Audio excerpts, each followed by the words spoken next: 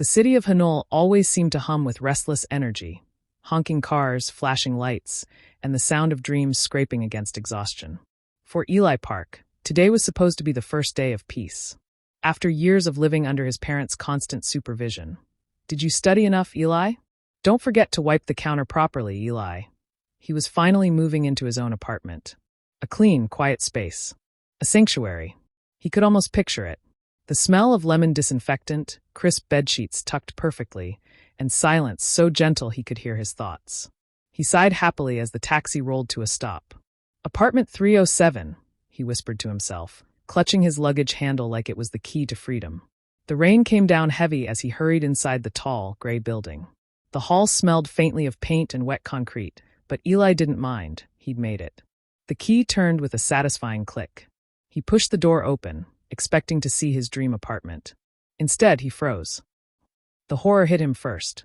Empty ramen cups on the table, pizza boxes stacked like a pyramid, socks hanging from the back of a chair, and something that looked disturbingly alive growing in a coffee mug by the sink. The carpet was a battlefield of crumbs and instant noodle wrappers. The couch! Oh no, the couch was worse. Eli dropped his suitcase slowly, blinking in disbelief. What is this war zone? He breathed. From the hallway, a deep voice answered. Oh, you're early. Eli turned so fast he nearly tripped. Standing there was a tall guy with disheveled black hair, sleepy eyes, and a loose t-shirt that looked like it had seen better days. He was brushing his teeth with one hand and waving lazily with the other. Hey, the guy said, yawning. I'm Noah. You must be the new tenant, huh? Eli gawked at him. Tenant, this is my apartment. Noah blinked, toothpaste foam still on his lips. Pretty sure it's mine. I've been here 3 months. Eli's jaw fell open. That's impossible. I signed the lease last week. Noah shrugged, walking toward the kitchen to spit. Well, looks like someone messed up. The mix-up. 30 minutes and 2 frantic phone calls later, the universe confirmed what Eli feared most. A housing mix-up. Apparently, both their applications had been approved for the same unit. The agent on the phone apologized profusely, promised to fix it, and said the next available apartment wouldn't be open for at least another month. A month. Eli felt faint. So what do you expect me to do? Live in a hotel for a month? I'm really sorry, sir, said the agent, sounding like she wanted to hang up. But we recommend you and Mr. Kim share the unit temporarily. Rent will be discounted. Eli nearly choked. Share? With him? Noah, leaning against the counter and eating chips like this was entertainment, raised an eyebrow. I'm right here, you know. Eli turned away, whispering fiercely into the phone. He's eating while we're talking about sanitation issues. This is inhumane. Good luck, sir, the agent said sympathetically before hanging up. The clash of habits. By nightfall, they had established an unspoken rule. Noah did what he wanted, and Eli silently suffered. Noah left crumbs everywhere. Eli cleaned them. Noah used every mug in the cupboard and left them on random surfaces. Eli washed them, not because he wanted to, but because he physically couldn't exist around dirty dishes. The tension built fast. On the 3rd day, the first explosion happened. Did you just put your wet towel on the chair? Eli's voice cracked like lightning. Yeah, Noah said casually, scrolling through his phone. It'll dry. It'll rot. Noah looked up, amused. Are you studying to be a doctor or a maniac? I'm a normal person who values hygiene. Eli snapped. Well, I'm a normal person who values peace and quiet. Eli pointed accusingly. You are the definition of chaos.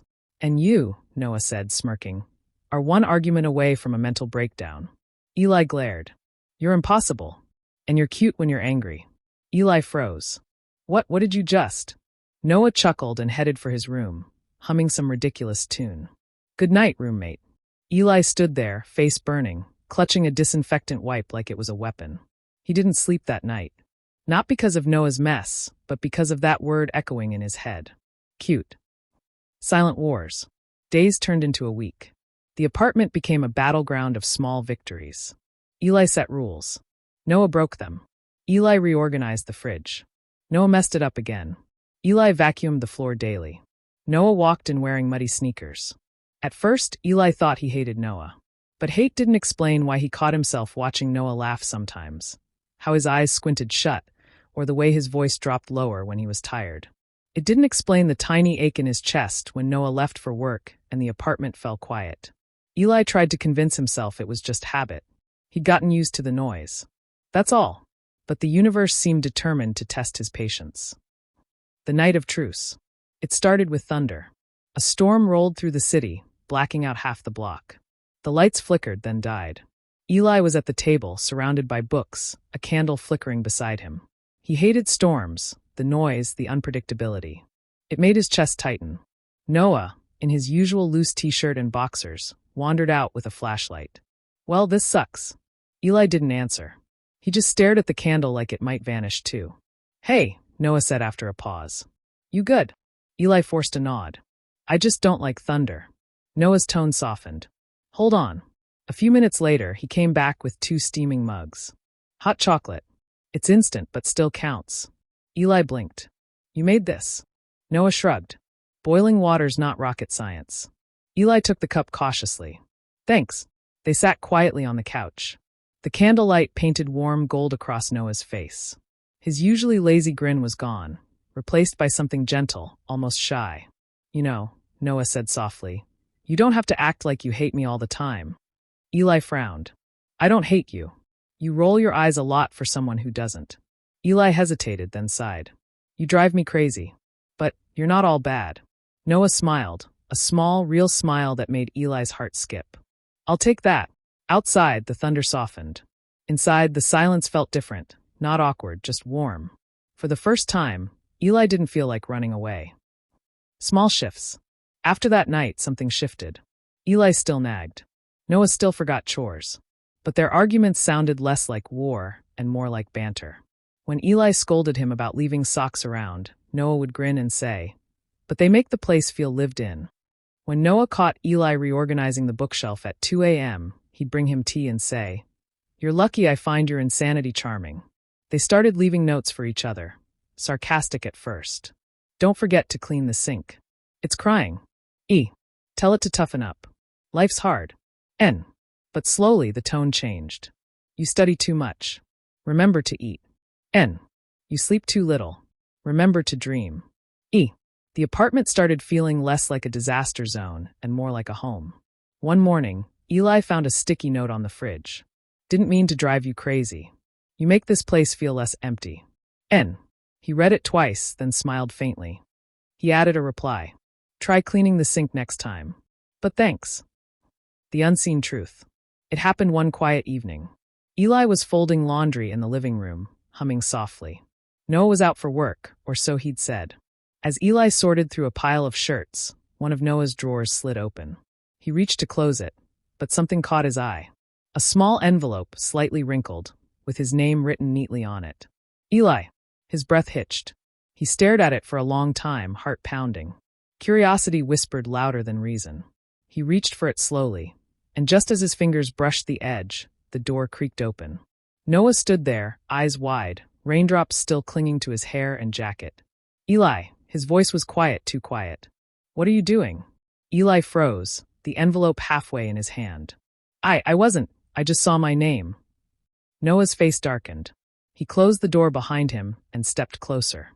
There's something I should tell you, Noah said, his voice trembling slightly. Before you open that. Eli's heart hammered. Tell me what? Noah swallowed hard, his usual smirk gone. The truth. About why I'm really here. The silence in the apartment was deafening. The storm outside raged against the windows, lightning flashing across Noah's face. And for the first time since Eli had met him, he didn't look lazy, smug, or amused. He looked afraid. Eli stood frozen, the envelope still trembling in his hand. Noah, he said softly, what is this? Noah's eyes flickered toward the envelope before looking away. You weren't supposed to find that yet. Then what is it? Eli demanded, voice breaking a little. You told me you were just some office guy with a flexible job. You barely leave the apartment, you stay up late every night, and you... He stopped himself, biting his lip. Just tell me the truth. Noah exhaled slowly. Fine, but you might not believe it. The secret life. They sat at the table, a candle flickering between them. Noah rubbed the back of his neck, eyes tired. I'm a songwriter, he began, voice low. I was one. I wrote lyrics for a music label under a pen name. But 6 months ago, one of my songs got leaked online, and the label blamed me. Eli frowned. Wait, what? How's that possible? They thought I sold the demo to another producer for extra cash. I didn't. His tone was sharp, defensive. But the rumor spread fast, and the label cut me off. I got blacklisted. Every project I touched after that vanished. Noah laughed bitterly. So yeah, I've been stuck here trying to rebuild my name. That envelope? It's a letter I wrote but couldn't give you. Eli stared at him. A letter? For me? Noah nodded, embarrassed. Yeah. It's just, I didn't know how to say things face to face. What things? Eli asked quietly. That you make me feel human again. The words hit Eli like thunder. His breath caught. Noah smiled faintly, though his eyes were tired. You walked into my chaos and somehow made it livable. I thought you'd hate me forever, but you stayed. You cleaned, complained, nagged, and, he chuckled, organized my life without realizing it. I didn't want you to know I was failing. Eli didn't know what to say. The boy who seemed to care about nothing had just opened up more than anyone ever had to him. The room felt heavy, not with anger this time, but with unspoken tenderness. Cracks in the wall. Eli finally spoke. Why didn't you just tell me? Would you have believed me? Noah's voice was soft, almost defeated. You thought I was just a lazy slob. And maybe I am. But writing music was the only thing that ever made me feel alive. When I lost it, I guess I stopped trying to keep anything else together. Eli's chest ached. You could have trusted me. I didn't think I deserved that. The honesty in his tone made Eli's heart squeeze. He'd always assumed Noah lived without care, but this was loneliness in disguise. They sat in silence. The candlelight flickered between them, casting their shadows against the walls. Eli finally placed the envelope on the table and slid it back toward Noah. You should keep it, but if you ever want to talk again, don't write me letters. Just talk. Noah looked up, surprised. You're not mad. I'm confused. But not mad. Even after all the mess? Eli smiled faintly. Maybe I've gotten used to it. Noah's laugh was quiet but real. You really are something else, Park. Days of change. The next week felt different. Noah still left things scattered, but now he picked them up before Eli had to. Eli still lectured him about the dishes, but now he smiled when he did it. Somewhere between fights and forgiveness, their rhythm changed. They cooked together for the first time. Eli made perfect rice, Noah burned the eggs, and they ended up laughing until they couldn't breathe. When Noah played guitar late at night, Eli would study beside him. Sometimes, Noah would hum softly, and Eli would secretly write down the lyrics on a spare notepad, like they were fragile pieces of something precious. One night, Noah caught him doing it. You take notes while I sing, he teased. Eli flushed. You mumble half the words. It's a public service. Public service, huh? Noah grinned. You're secretly a fan. I am not. Noah leaned closer, his voice barely above a whisper. Then why do you blush every time I sing? Eli's mouth opened, but no words came out. Noah smiled softly, brushing past him to grab his guitar pick. Eli's heart didn't calm down for hours. Quiet confessions. A few nights later, they watched a movie together, something light and stupid, about a talking dog and a clueless owner. Noah laughed too loud. Eli laughed at him. Halfway through, the storm returned. The rain drummed against the window, steady and cold. Eli shivered slightly, and without saying anything, Noah shifted closer and draped a blanket over both their shoulders. Their knees brushed. Eli froze, trying not to breathe too loudly. You always get tense during storms, Noah murmured. I don't like unpredictability, Eli admitted. You like control. I like order. Noah chuckled softly. And yet, here you are living with me. That's not by choice, Eli replied, but his tone lacked bite. Sure, Noah said, smirking faintly. But you could have left. You didn't. Eli didn't answer. He couldn't. Because Noah was right. When the movie ended, neither moved. The screen's light flickered softly against Noah's jawline. Eli turned slightly, his shoulder brushing Noah's arm. The air thickened. His heart pounded. Eli, Noah said quietly. Can I ask you something? Eli swallowed. What? Why do you always act like you hate me when you care so much? Eli's breath caught. I don't. You do. You worry if I skip meals. You stay up when I'm writing. You fold my laundry even though I never ask.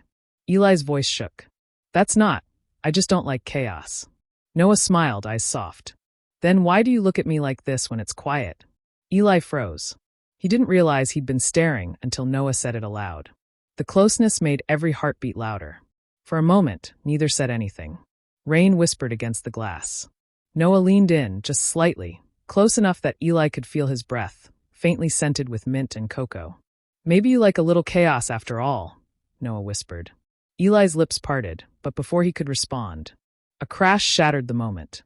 The power flickered, and the sound of shattering glass echoed from the kitchen. A different kind of mess. Eli jumped up. "What was that?" Noah followed, flashlight in hand. A window pane had cracked open in the wind, knocking a glass to the floor. Eli crouched to pick up the shards. Careful. Too late. His hand slipped, and the glass sliced across his palm. He gasped, dropping the pieces as blood welled up. "Eli!" Noah was beside him in an instant. "Don't move." He grabbed a towel and pressed it against the wound, eyes sharp with worry. "You're bleeding too much. Sit down." Eli tried to protest, but Noah's firm grip silenced him.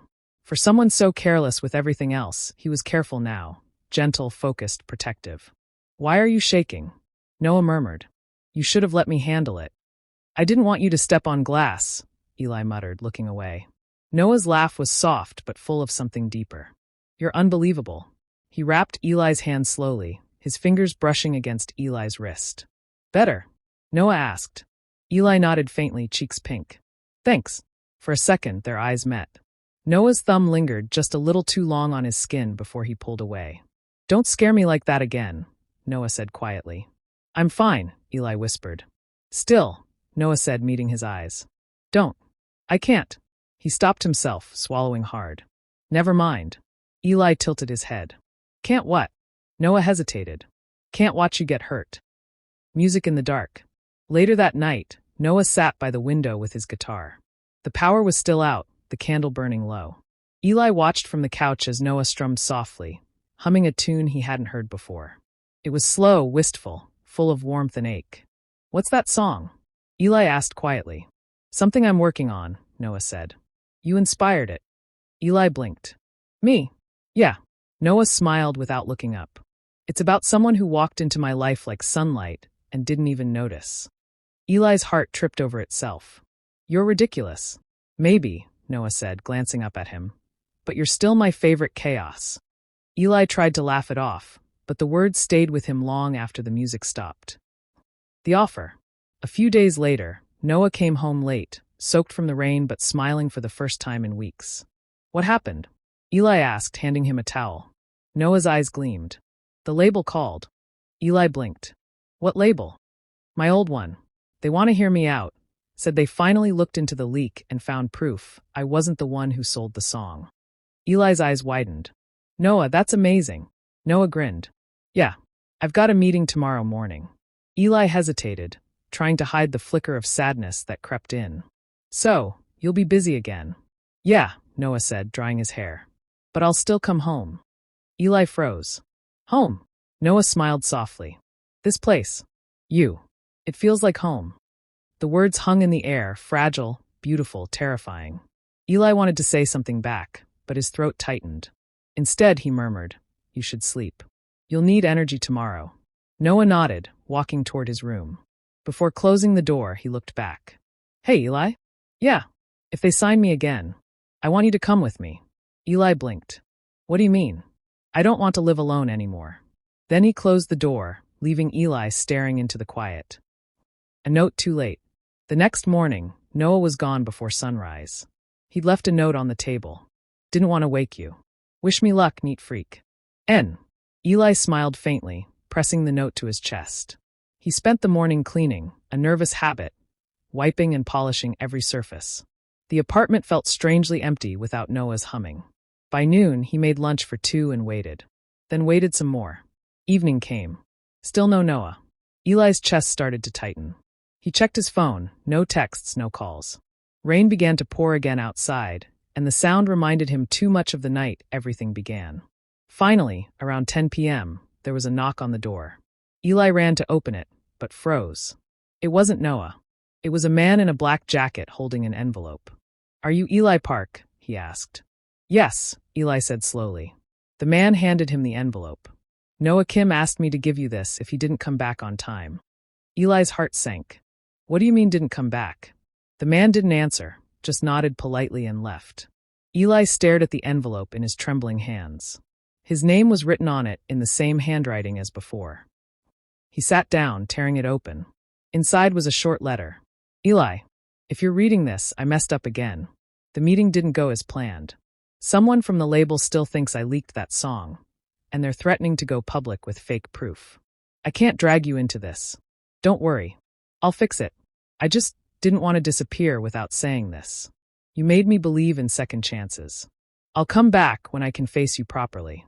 No. Eli's vision blurred. His fingers tightened around the paper. He whispered, "You idiot." Then louder, broken, desperate. "You idiot." He slammed the letter on the table, tears burning his eyes. The apartment felt too quiet again, like before Noah arrived, except now it hurt. For the first time, Eli realized how much of his order had been built around Noah's chaos. The clock ticked loudly in the silence. Eli hadn't realized how painfully quiet an apartment could be until Noah was gone. It had been 3 weeks. 3 weeks since the letter. 3 weeks since laughter, off-key humming, and late-night ramen arguments vanished from the air. 3 weeks since the apartment stopped feeling like home. Every morning, Eli cleaned the space as usual, out of habit, out of desperation. But each time he scrubbed the countertop or rearranged the books, the emptiness hit harder. The silence wasn't peaceful anymore. It was punishment. Sometimes he still caught himself talking aloud. "Don't leave your towel on the chair," he'd mutter, then glance around, half expecting Noah's lazy grin and a sarcastic, "Yes, sir." But there was no answer. Just the hum of the refrigerator and the ache of missing someone he hadn't meant to fall for. The search. He told himself he wouldn't look for Noah. He told himself Noah had chosen to go, that maybe it was better this way. But at night, when the city quieted down, his resolve cracked. He checked every music forum, every online article, every whisper about the scandal that ruined Noah's career. Some said Noah Kim had vanished to another city. Others claimed he'd been blacklisted permanently. Eli couldn't tell which rumor hurt more. The idea that Noah had run away again, or that he might never sing again. One evening, after another long day of waiting, he finally gave up pretending. He threw on his jacket and left the apartment. The studio. The address on Noah's last envelope came from an old demo submission form. Eli traced it to a small music studio downtown. The sign was faded, the windows half covered in posters from years ago. Inside, it smelled of dust and coffee. A man sat behind the counter, headphones hanging around his neck. Eli hesitated. "Excuse me, I'm looking for someone. Noah Kim. He used to record here." The man looked up, frowning slightly. "Noah Kim? Haven't heard that name in a while." Eli's chest tightened. He was a songwriter. He used to work with some label. "Oh yeah, the kid who got caught up in that plagiarism mess." The man sighed. "Shame. Talented guy. He came here a few times after that, trying to work on his own stuff. Said he was going to prove everyone wrong." "When?" Eli asked. "Last I saw him was maybe a week ago. Looked rough. Said he was heading out of town for a while." Eli's heart sank. "Did he say where?" The man shook his head. "Just left a note on one of the pianos. You can check the room if you want." Eli walked down the narrow hallway until he found the small recording room. The air was cold, but the faint scent of Noah's cologne lingered, citrus and soap, something warm beneath it. On the piano sat a folded piece of paper, stained with a watermark. Eli unfolded it slowly. "One day, when this all makes sense again, I'll come home. If you're reading this, I still mean it." There was no name, but there didn't need to be. Eli pressed the paper to his chest, whispering, "You idiot. You really don't make this easy." 2 months later. Life moved on, or at least pretended to. The landlord finally corrected the lease error. Eli was given the choice to renew the apartment under his name alone. He said yes, partly out of stubbornness, partly out of hope. Some days, he almost believed Noah wasn't coming back. He focused on his studies, cleaned the apartment, listened to music that wasn't Noah's voice. But some nights, the silence grew too heavy. He'd find himself staring at the couch where they'd watched movies, or at the mug Noah used to drink from. The tiny chip at the rim made him smile through the ache. Eli missed everything he used to complain about, the noise, the mess, the warmth, the chaos. He missed Noah. The unexpected song. It happened on a Tuesday. Eli was walking home from campus when he heard it, a melody drifting from a cafe across the street. It stopped him in his tracks. That voice. That tone. It couldn't be. He pushed open the cafe door, heart racing. The place was small, dimly lit, filled with murmuring customers. And there, on the tiny stage near the window, was Noah. Guitar in hand. Hair slightly longer. A faint scar near his left wrist. Eyes closed, voice raw. Singing a song Eli had never heard before. But every word felt like it was meant for him. You found me when I wasn't looking. Stayed when I gave you reasons to go. Now I'm standing in the wreckage. Building a home out of hope. Eli's throat tightened. His knees felt weak. When the song ended, the cafe erupted in soft applause. Noah smiled, thanked the small crowd, and started packing up his guitar. Eli's voice barely made it out. Noah. Noah froze. Slowly, he turned. When his eyes met Eli's, time stopped. The reunion. For a long moment, neither spoke. The noise of the cafe faded around them. Noah looked stunned, like he was staring at a ghost. Then his expression softened. You came. Eli exhaled shakily. You disappeared. I had to fix things, Noah said quietly. I didn't want to drag you into it. You already did. Eli's voice trembled, but he didn't look away. You idiot, you left me with an empty apartment and a letter that didn't say goodbye. Noah's lips twitched into a small smile. Guess I was afraid to say it. Eli's chest ached. You could have called. Texted. Anything. I didn't think I had the right. After everything? Eli's voice broke. You think you didn't have the right? Noah sighed. The label cleared me, Eli. They found out who really sold the song. I'm free now, but I wasn't sure if you'd even want to see me. Eli took a step forward. Then why sing here? Because I hoped you'd hear me. Noah's voice cracked slightly on the last word, and that was it. Eli couldn't hold back anymore. He walked up and pulled him into a hug. Noah stiffened at first, then melted into it, arms wrapping tightly around him. Eli whispered against his shoulder. You're such a mess. I know. You left dishes in the sink. I'll clean them. You made me worry. I'm sorry. You came back. I had to, Noah murmured. My favorite neat freak wouldn't let me rest otherwise. Eli pulled back slightly, tears blurring his vision. You think you can just walk back and like nothing happened? Noah grinned softly. No, but maybe I can earn my way back. Home again. That night, they walked back to the apartment together. The moment Noah stepped inside, he froze. Wow, he breathed. You really kept it spotless. Of course I did, Eli said, crossing his arms. Someone has to counter your disasters. Noah smiled faintly. I missed this. I didn't, Eli lied. Noah chuckled, dropping his bag by the couch. Sure you didn't. For the first time in months, laughter filled the apartment again. They ordered takeout, sat on the floor, and talked until midnight. Noah told him about the label, about the small gigs he played, about how he'd almost given up. Eli listened, quiet but close. When Noah finished, he leaned back and said softly, I thought I was done writing songs. But then I realized every line I wrote led back to you. Eli's heart tripped. You really are dramatic. Noah grinned. You love it. Do not. You do. Eli rolled his eyes, but he was smiling. You still talk too much. Only when you listen. For a moment, their gazes held, and the air between them shifted softer, deeper. Eli's heartbeat grew uneven. You're impossible. And yet, you kept the couch warm for me. Don't make me regret it. Too late, Noah said, his grin fading into something gentler. You already don't. Eli's breath hitched as Noah reached out and brushed his thumb lightly across his hand. The same hand that had been cut weeks ago. The touch was soft, hesitant, like he was asking permission to stay. Eli didn't pull away. Chaos neatly arranged. The next morning, sunlight filled the room.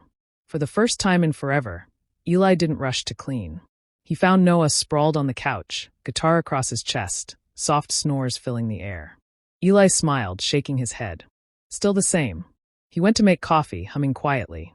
When he returned, Noah was awake, blinking sleepily. You're humming, Noah said, smiling. Eli froze. No, I wasn't. You were. Don't deny it. Eli rolled his eyes. Maybe your laziness is contagious. Noah chuckled, sitting up. Then it's working. They drank coffee in comfortable silence. The world outside moved on, but inside, it felt like time finally slowed enough for them to breathe. The unsent song. That evening, Noah handed Eli a small flash drive. Here. Eli frowned. What's this? My new song. It's going public next week. I wrote it about us. Eli blinked, speechless. Us. Yeah, Noah said softly. About how some people clean the world around them because they can't clean what's inside. And how sometimes someone messy enough walks in and helps them learn it's okay to live a little crooked. Eli's throat tightened. You're insane. Maybe, Noah said with a grin. But at least now, I'm insane with you. Eli tried to look annoyed but failed miserably. That's not how logic works. It's how love works. Eli blinked. Love? Noah shrugged. I figured if I was going to come back, I should tell the truth this time. Eli looked down, fingers tightening around the flash drive. His heart was loud in his ears. You're saying this like you expect me to say it back. I don't, Noah said simply. But I wanted you to know. Eli's lips curved into a small smile. You're messy, reckless, and you drive me insane. And I missed you. Noah's grin widened. I'll take that. The cliff before peace. Later that night, Noah stood by the balcony, looking at the city lights. Eli joined him, leaning on the railing. You ever think, Noah said quietly, how weird it is that a mistake made us roommates? Eli chuckled softly. If it hadn't, I'd probably still be living in a silent apartment somewhere. Miserably neat. And I'd still be a disaster with no one to nag me. So basically, Eli said, the universe forced us to balance each other. Guess so. Noah turned to him, his eyes softer than the city lights behind him. And for the record, I wouldn't change a thing. Eli smiled faintly. Not even the towel on the chair? Especially not the towel on the chair. They both laughed, quiet, genuine laughter that filled the space between them like music. Then Noah's laughter faded into a thoughtful silence. Hey, Eli? Yeah. If one day I mess up again, will you still stay? Eli looked at him for a long moment. If one day I start overcleaning and overthinking again, will you still stay? Noah smiled. Always. Eli leaned closer, resting his forehead gently against Noah's shoulder. Then I guess we're stuck with each other. Good, Noah whispered. That's exactly where I want to be. End of Chapter 3, Bittersweet Finale. Weeks later, the city released Noah's song, Between Chaos and Cleanliness. It trended quietly, not because it was perfect, but because it was real. Every lyric carried the heartbeat of two people who learned to meet halfway. In the mess, in the silence, in the love that grew between broken edges. The last line of the song said it all. He cleaned my world. I colored his piece. And somehow in between, we found home. As the melody played on the radio, Eli smiled from the kitchen doorway, watching Noah hum along while burning breakfast again. Seriously, Eli said, shaking his head. You can't even fry an egg? Noah looked up, grinning. Maybe I'm just trying to keep life interesting. Eli sighed, walking over to take the pan from him. You'll ruin the kitchen. Yeah, Noah said, stealing a quick, shy glance at him. But not us. Eli's heart skipped. You're impossible. And you love it. He didn't deny it this time. The apartment was still messy, still loud, and still somehow perfect.